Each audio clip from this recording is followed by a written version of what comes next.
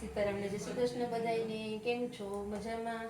તો આપણે ઓફિસેથી ઘરે આવી અને રોજનું રૂટીન કામ, વાસણ ચડાવવા અને બધું એવું કામ પતાવી લીધું અને રસોઈનો ટાઈમ થઈ ગયો અને રસોઈની શરૂઆત કરી દીધી આપણે.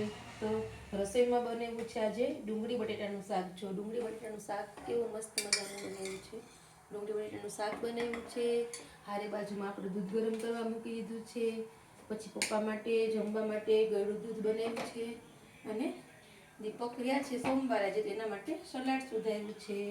તો પપ્પાને આજે જમવામાં ખાવી છે ભાખરી, તો એના માટે ભાખરી બનાવું છું. તો જો મસ્ત મજાની ગરમા ગરમ ભાખરી બને છે મિત્રો.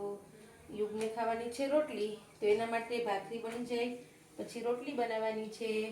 અને મારે કાંઈ આજે બહુ ભૂખ નથી, તો જમવાની કંઈ ઈચ્છા નથી. જો ભૂખ લાગશે તો ફ્રૂટમાં કેળું કે એવું કંઈક ખાઈ લઈશ.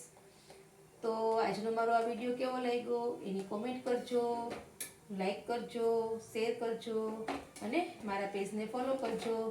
તો હવે મળશું આના પછીના વિડીયોમાં. ત્યાં સુધી આવજો.